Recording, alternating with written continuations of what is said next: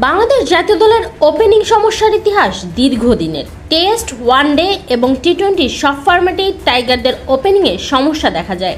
তবে সম্প্রতি তানজিদ হাসান তামিম ও পারভেজ হোসেন ইমন এই সমস্যা কিছুটা সমাধান করেছেন। ওয়ানডে ও টি-20 একাদশে এই দুই ওপেনারের জুটি কার্যকরীভাবে দলের ওপেনিংকে শক্তিশালী করছে। তানজিদ ব্যাট হাতে না পারলে ইমন স্থিতিশীলতা আনে এবং ইমন দ্রুত আউট হলে তানজিদ বড় ইনিংস খেলার দায়িত্ব গ্রহণ করেন। সিনিয়র কোচ মোহাম্মদ সালাউদ্দিনও এই ওপেনিং জুটিকে নিয়ে সন্তুষ্ট। তিনি বলেন, ইমন ও তানজিদ অনূর্ধ্ব-19 পর্যায় থেকে একসঙ্গে খেলছে। তারা বিশ্বকাপ জয়ের স্বাদ পেয়েছে। তারা ভয় ডরহীন ক্রিকেট খেলতে পারে, শট খেলতে পারে। শট খেলতে যে সাহস লাগে তারা সেটা অনূর্ধ্ব-19 পর্যায় থেকে পেয়েছে। তারা এখনো অতটা পরিপক্ক নয়, তাদের বোঝাপড়া বাড়ছে যা দৃশ্যমান।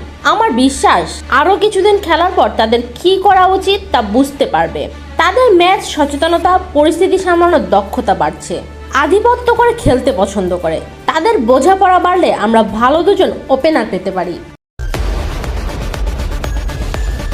ওপেনিংয়ের সমস্যার সমাধানের পাশাপাশি ওয়ানডে দলে মিডল অর্ডারে উন্নতির সুযোগও আছে। একসময় ওয়ানডে বাংলাদেশের সবচেয়ে শক্তিশালী ফরম্যাট ছিল।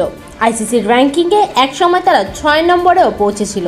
কিন্তু বর্তমানে 350 রানের ওয়ানডে ক্রিকেটে দেশটি এখনও 250 রানের মধ্যে আটকে আছে। মিডল অর্ডারে দীর্ঘদিন ধরে সাকিব আল হাসান, মুশফিকুর রহিম ও মাহমুদুল্লাহ রিয়াদরাই ভরসা ছিলেন। এখন তাদের কেউ দলে নেই, ফলে নতুন খেলোয়াড়দের প্রতিষ্ঠিত হতে কিছুটা সময় লাগছে।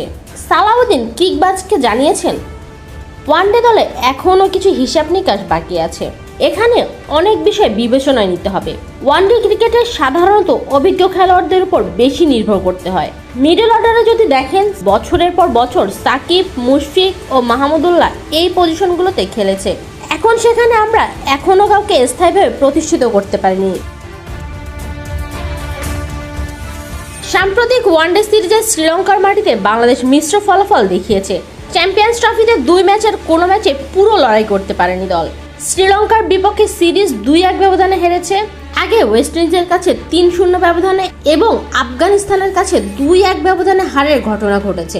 নতুন দিনের সূচনায় শ্রীলঙ্কা সিরিজ ছিল প্রথম ধাপ, যেখানে একটি ম্যাচে জয় সত্ত্বেও সিরিজ হেরেছে টাইগাররা।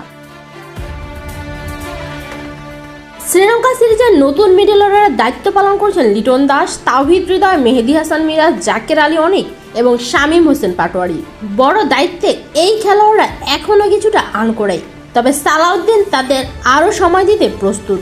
তিনি বলেছেন, একবার ছেলেরা পরিস্থিতি বুঝে খেলা শিখে গেলে মিডল অর্ডারেও আমরা শক্তিশালী হতে পারবো।